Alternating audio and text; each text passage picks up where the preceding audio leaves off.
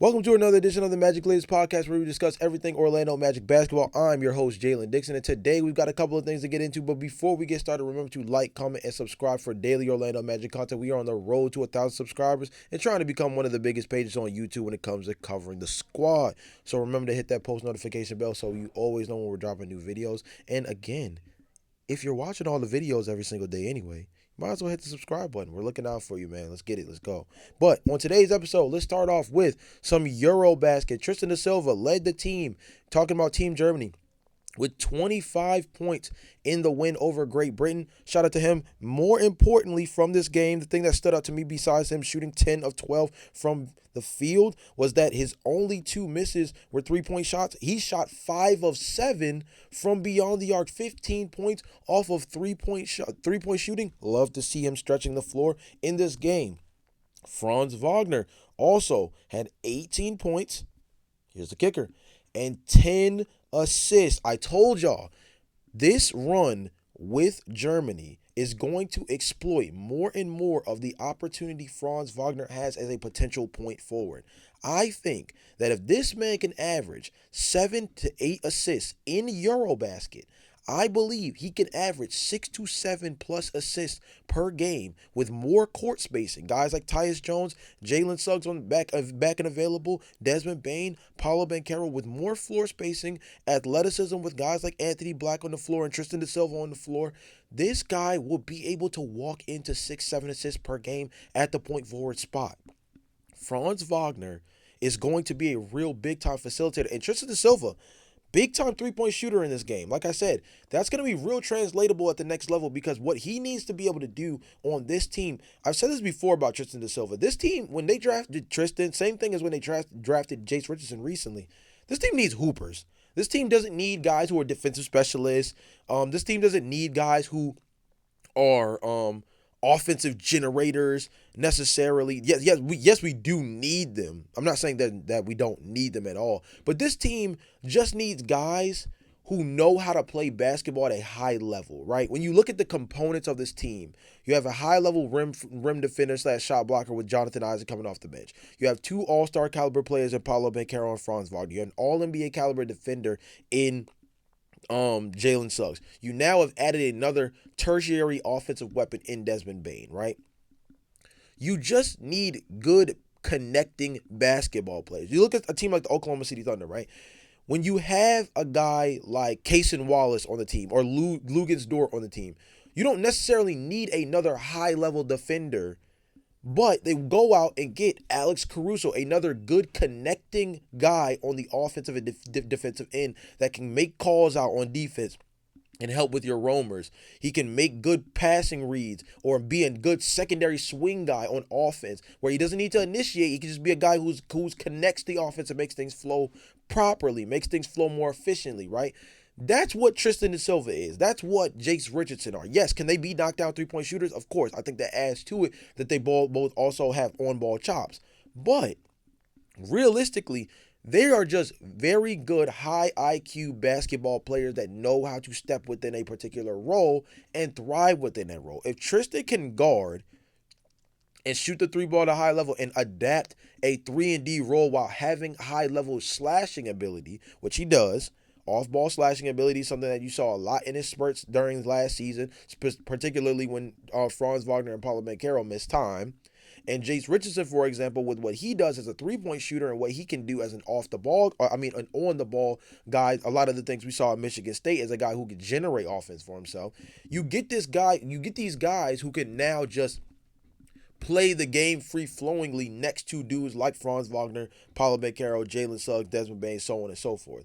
Games like these are big time when you talk about Tristan da Silva. Games like these are when the Orlando Magic are watching tape on how to maximize Tristan da Silva's time on the floor. You get games like these where you say if you can get him in knockdown three-point shooting opportunities, he can hit it at a high clip. You have to give him the operation to be able to do so. And I think this team has the ability, especially with how much attention guys like Franz, who he played next to with it in this game, and Paolo Banchero command attention on the offensive end.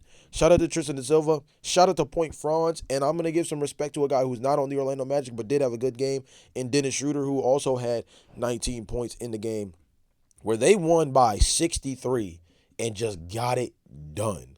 Shout out to Tristan Silva. Shout out to Franz Wagner for having solid games. And our forward rotation is looking mighty, mighty strong right now. Next up, hey man, we was bound to get one of these eventually. Everybody keeps talking about the clickbait thumbnails. Here's another one for you guys. Guess what? Sports Illustrated wrote an article about a potential blockbuster trade that would send Jaylen Brown to the Orlando Magic. Let me tell you what the trade consists of. You guys are not going to be super happy about this. It could be kind of interesting, though. The trade consists of Jaylen Brown for Jalen Suggs, Jonathan Isaac, and I believe the makeup around it is 3 future picks. A 2026 first round pick, which is the swap with Washington, a 2027 first round pick, a 2031 first round pick, and a 2028 second round pick. So yes, 3 first round picks, 3 future first round picks, and 1 second round pick, along with Jalen Suggs and Jonathan Isaac. The article particularly says, to this point of the offseason, Brad Stevens hasn't made Brown available in a trade, but that could change quickly. Boston will be without Jason Tatum for the entirety of the 2025-26 season and have begun reworking their roster, and the superstar forward is in anticipation of his return. The Celtics could command a massive haul for Brown, stockpiling draft capital, while adding 2 quality contributors in Jalen Suggs and Jonathan Isaac. In Orlando, Brown projects to share offensive spotlight with Paulo Banchero, slated to maintain similar fantasy production to his time in Boston. The real fantasy impact comes to Desmond Bane's stock. With Brown joining the offense, Bane's stock will take a notable hit as he becomes the tertiary scoring focus behind him and Banchero. Obviously, this trade also does not include Franz Wagner, so this lineup would include Jalen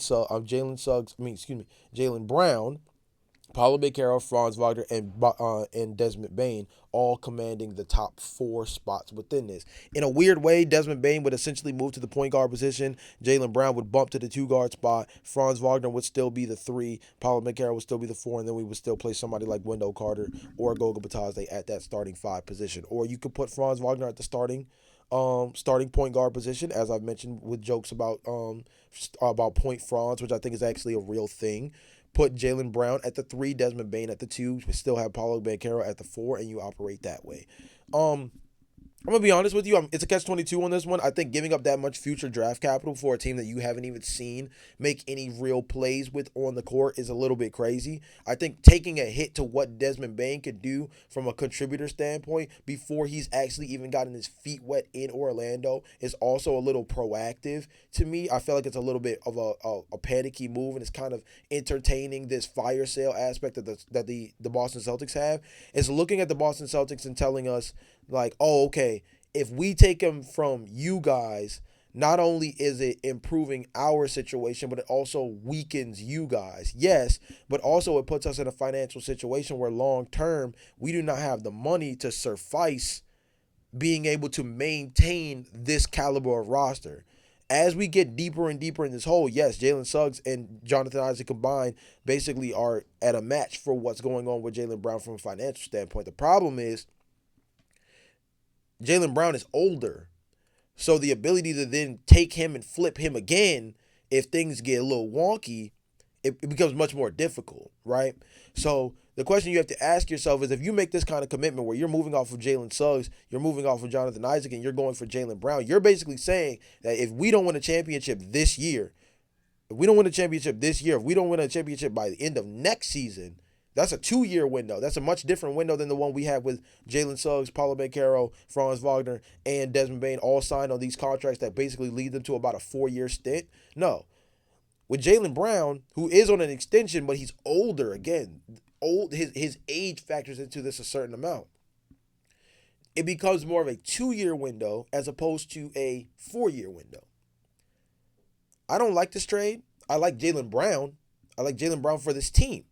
I don't like this trade for what it means long term. I don't like what it means from a draft capital perspective. I don't like what it means in terms of giving up on Jalen Suggs as a lead point guard. I don't like what it means for giving up on Desmond Bane as a potential tertiary option offensively before he even actually lets one off in terms of a real playoff run. Like, we want to see him in the postseason produce before we go trying to get his tertiary option successor. Like, it just doesn't make any sense to me. And don't get me wrong, this article was written with a fantasy sports perspective in mind. Don't get that lost in perspective. And again, I always have to throw this out there too. These trade ideas are not mine, guys. You can search up Orlando Magic news on Google, as most of us probably do, to get the latest stuff. And a lot of these articles that drop are trade scenarios and different intriguing guys that could fit on the Orlando Magic, because in the offseason, when there's not a lot of motion going on, all you're thinking about is different ways that you could see your roster improve, because we can't see the growth from these guys. They're not playing in pro-ams, or a lot of them are not playing in pro-ams.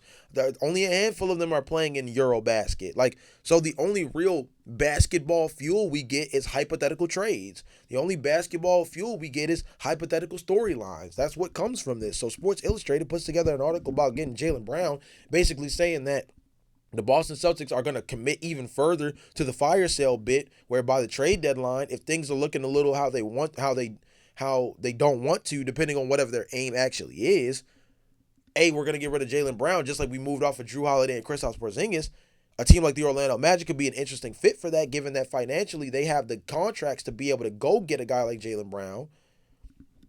Article written. Boom, there you go. And I'm looking at it from the perspective of, a name like Jaylen Brown, how would my audience like the idea of Jaylen Brown on the roster? Now, it comes at the extent of a fan favorite in Jalen Suggs and a longtime guy in Jonathan Isaac, who a lot of people are big on, right? On the other side of it, Jaylen Brown is a multi-time All-Star and an NBA champion. So we have to ask ourselves, logically, would a guy like that fit within the system that we're trying to go for, which is to go win a championship and get another offensive generator on the roster that can create in a real way? And Jaylen Brown is not an all-NBA caliber defender like Jalen Suggs is by any means. Jaylen Brown is not going to make up for the level of defense lost in this trade from Jalen Suggs and Jonathan Isaac. He's not.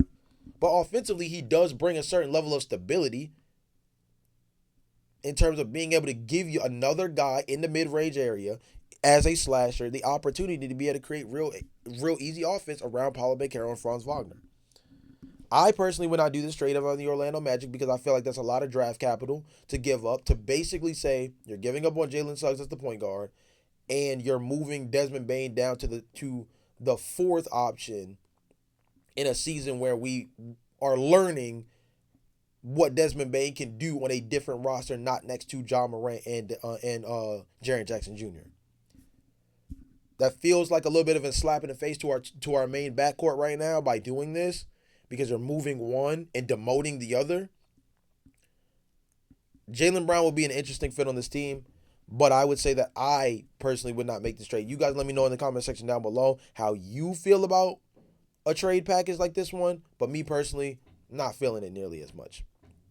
Next up, let's move on to notable free agents still on the open market. Now, this is not necessarily with the Orlando Magic in mind, but I do feel like with a handful of these names on the open market like this, that we do have to have a real conversation around guys that could be floating around on the waiver wire, so to speak, for a little while. And if we are willing to position ourselves to have a veteran minimum in the fray, there is a real situation where the Orlando Magic could make a pretty good steal, given the fact that some of the names that are still floating out there are some really good ones. Let me name a few. Precious Achiuwa from the Knicks, still on the open market. Malik Beasley, now that he's gotten his whole gambling situation solved for the most part.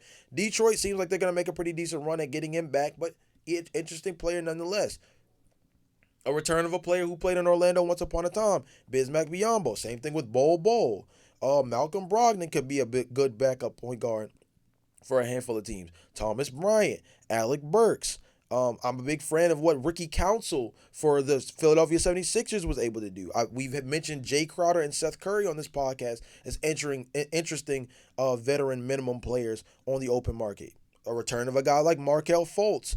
I won't talk about guys like Josh Giddey, Quentin Grimes, guys of that nature, because those guys are restricted free agents. It's very different in terms of what can be done. Al Horford, a lot of the conversation around him going to Golden State. Well, with the Jonathan Kuminga stuff going on, there's a reality where either Al Horford doesn't make it to Golden State, or maybe he looks at the landscape and ends up choosing to go somewhere else.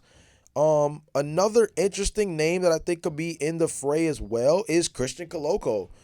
For that played on the Lakers this past season as another like athletic big type that can run the floor, good at good as an alley oop threat, right?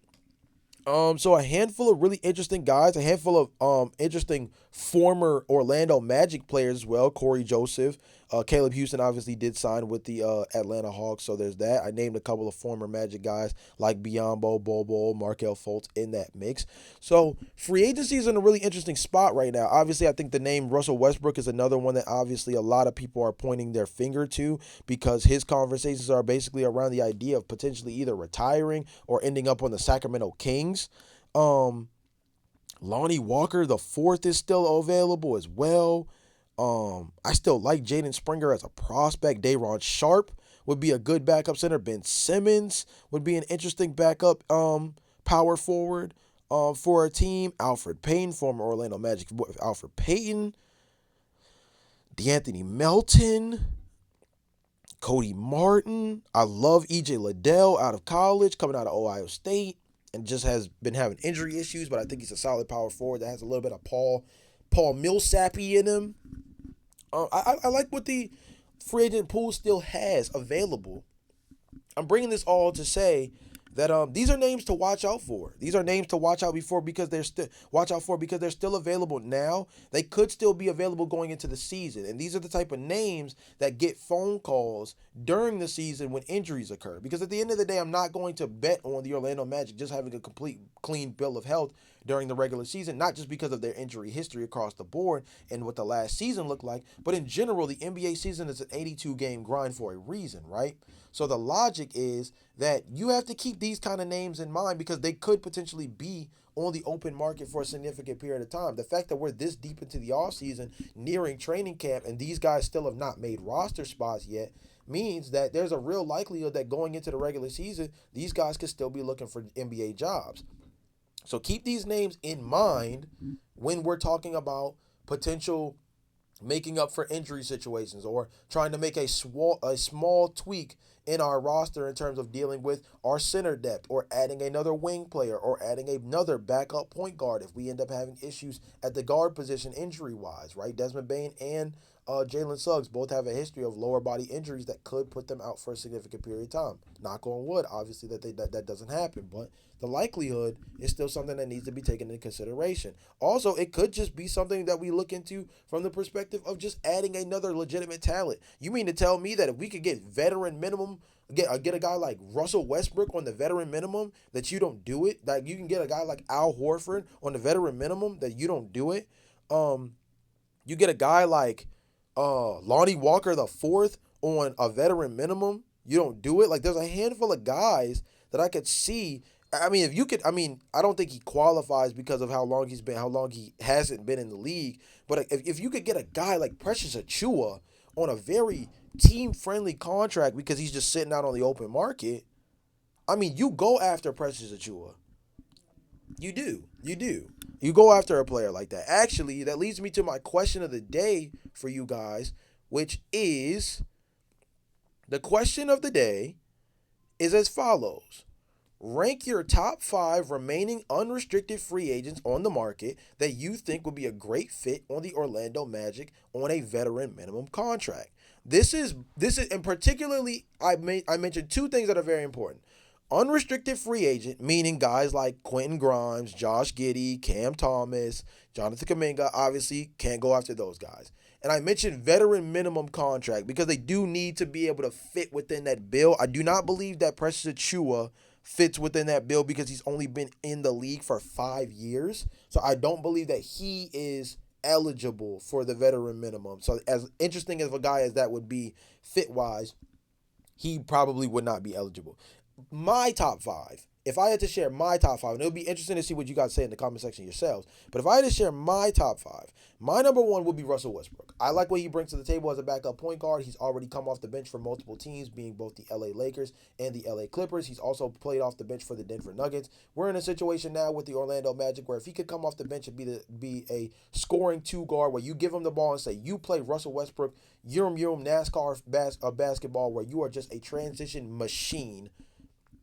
I love that for this team. I love the idea of him being in the backcourt next to a defensive specialist in Anthony Black, being next to a guy at the small forward position in Tristan da Silva, playing next to athletes and just being able to run up and down the floor, playing crazy in transition. I would love to have a guy like Russell Westbrook as the backup shooting guard for this team next to Anthony Black and be a guy that, although he can be the lead point guard, I put him at shooting guard because I want him to be the lead initiator for offense. I want him off the bench to be that guy that you give the ball to and say, go get us a bucket, keep us in the game, keep us in position to be able to continue pouring on this lead or keep us fighting this deficit if a guy like Paulo Beccaro or Franz Wagner are off the floor at the moment, right? I also think that he can fit next to Desmond Bane. I think he can fit very well next to Jalen Suggs in the backcourt. I think he can fit very well next to Anthony Black in the backcourt. So I would love to have a guy like Russell Westbrook on the team. The next guy that comes to mind for me personally would of course be Malik Beasley. You add another knockdown three-point shooter to this team. You add even more floor spacing. There's scenarios where you could put Desmond Bane at the 3. You have Jalen Suggs at the 1, Malik Beasley at the 2. You play small ball with Franz Wagner and Paulo Beccaro. You got 3 knockdown shooters. You got Franz Wagner, who's bumped up his three-point volume to nearly 7 attempts per game. And then you have Paulo Beccaro as your center at the spot where you're not asking him to be a rim defender. You're asking him to be a roamer. It's very different. You're asking him to play similarly to what the Draymond Green role tends to be next to guys like Kevon Looney, or Draymond Green when he plays small ball 5 tends to be more of a roaming shot blocker, not necessarily a guy who sits in the paint and just waits for guys to come to him. You would have pretty tough perimeter defense with that 3 group being because obviously Malik Beasley not a high level defender. Desmond Bane's good at competing on defense. But you still would have Franz Wagner and Jalen Suggs as high level defenders as well in front of Paulo Beccaro, who would just basically have to play roaming defender and semi shot blocker here and there, right? But adding a guy like Malik Beasley, you add another knockdown shooter to this team. You pray that he can have the same kind of efficient season that he did last year, because if he can do that, I mean, he makes this team automatically super special because they've already got three-point shooting across the board. Now you add another dude who can do that. Perfect marriage there. Jay Crowder, I think, would be number 3. I've discussed him on the podcast already as a guy that I think would be an interesting fit because he's a guy that can come in. You know he's going to be a hard-nosed defender. You know he's going to be able to shoot the ball at a pretty decent rate. You know he's going to be able to add at least 4 to 5 three-point shooting attempts, which is something that other defenses are going to have to respect. He's a guy that at the 3 spot, if we have issues at that spot, because, again, it's pretty much only Franz Wagner and Tristan da Silva as our 2 main true small forwards, Jay Crowder would act as another true small forward, a guy who is more of a defensive specialist and somebody who could just add floor spacing to this team. Man, I would love to add a guy like Day'Ron Sharpe or a guy like Precious Achiuwa, as I mentioned before, who I don't think we would be able to get on veteran minimums because they've only been in the league about 5 years. I believe veteran minimum requirement is somewhere around 9 to 10 years in the league. So that's a tough position. Those would be my last 2 names if I didn't put the particular caveat on veteran minimum contracts. And I put that caveat on there particularly because of the financial situation of the Orlando Magic. The idea of giving anybody else a real contract right now, highly unlikely that they would actually be able to pull that off. So I don't think that would be truly an option for the Orlando Magic. Another interesting name that I think would be pretty dope is Trey Lyles. Trey Lyles has always been pretty productive as a player, both on the Utah Jazz and on the Golden State Warriors, more particularly, where times where he was just able to show flashes of athleticism. Is he a guy that's going to score you a lot of points? No. Is he going to be a guy that gets a ton of rebounds? No, not necessarily. But he's just a guy who's really good at the power forward position / small ball 5 position, at just being in the right spots, being in good position, and particularly on defense, being a good help defender next to your starting center. Could he be a good fit next to somebody like Jonathan Isaac defensively? I think he could. Could he be a guy that fits really well next to Mo Wagner or Goga Batadze defensively? I think he could. So Trey Lyles would be another guy that I think would be really interesting. And then lastly, I think the only other guy that would really come to mind for me would probably be if the year starts at about 7 years, I believe it is somebody we have discussed on the podcast before as an interesting fit, being Ben Simmons. Ben Simmons could be your he could be a 4 for you. He can be a 5 for you. He can be a backup point guard for you. He can fill in as a backup small forward for you. His positional versatility, because of his size at 6'8", 6'9", with the passing ability that he has on a team that already does not necessarily ask for a high-level three-point shooting as it is. We were successful without it. If you're able to put a guy like Ben Simmons at a position where, let's say Ben Simmons plays the five, right? Let's say Ben Simmons is the five next to Desmond Bane, Jalen Suggs, Franz Wagner, Paulo Banchero, then Ben Simmons at the five. But Ben Simmons is a good ball mover. He's a good connector. So it allows you to have this passing ability from the center position that you don't get from most teams because the uniqueness of having a high level passer, given the fact that he was a former point guard, you're almost getting like a Boris Diaw type in Ben Simmons on this roster. And that's a really interesting fit because we've seen Boris Diaw, of course, he was able to stretch the floor for the San Antonio Spurs. That's something that Ben Simmons does not necessarily bring. But what Ben Simmons doesn't bring in three-point shooting, he brings in the ability to pass the ball at a higher level than Boris Diaw, I believe. And he brings it with being a higher level defender than Boris Diaw. I would also say that he juices up Orlando's transition offense in a way that Boris Diaw, although was a very good guy at pushing the ball down the court, I think that Ben Simmons is a better transition offensive generator than a guy like Boris Diaw. So you could have an offensive lineup that has spacing with Jalen Suggs and Desmond Bane and potentially Franz Wagner, having a guy in the middle like Paulo Banchero who can operate in the mid-range area, and then have a dude like Ben Simmons who can be essentially your rim running center in a sense. Ben Simmons could be a really interesting fit for this team. So Russell Westbrook, Malik Beasley, somebody like Jay Crowder, I think would be an interesting fit as well. Ben Simmons, as I mentioned beforehand as well. And then Trey Lyles. Those are my five. I'd be interested to hear who you guys have as your five. If I take the restriction of veteran minimum off and just say out of the guys that are on the open market, if that helps you guys answer a little bit more, feel free. If you want to include names like Precious Achua, or you want to include names like getting D'Anthony Melton, Patty Mills, they all are eligible. If you wanted to bring back Chuma Okeke, interesting names like those. If Day'Ron Sharpe, I think would be the other one, right? Day'Ron Sharpe would probably be one. Bol, I think, operates as one. Precious Achua operates as one of those guys that I don't think are eligible for veteran minimums, but would be interesting fits on this Orlando Magic's team. So if you wanted to include them as well, feel free. But out of the guys that I felt like were eligible for veteran minimum contracts, my five group I think is pretty decent with Russell Westbrook at the top, Malik Beasley, Jay Crowder, Ben Simmons, Trey Lyles. I think I would actually put it in that order as well. So you guys let me know in the comment section down below how you guys feel about my list, how you guys would put your list together, and give me your thoughts on that Jaylen Brown trade scenario. I thought it was a pretty interesting thing for the Sports Illustrated to put together, but maybe they're not crazy. Maybe Jaylen Brown for Jalen Suggs and Jonathan Isaac was a first-round picks might be just the thing that the Orlando Magic need to really cement themselves as a team that everybody should believe is coming out of the Eastern Conference this year. But with that all being said, this has been another edition of the Magic Latest Podcast. Again, remember to like, comment, and subscribe, and I will see you guys tomorrow for the next episode. But until then, peace.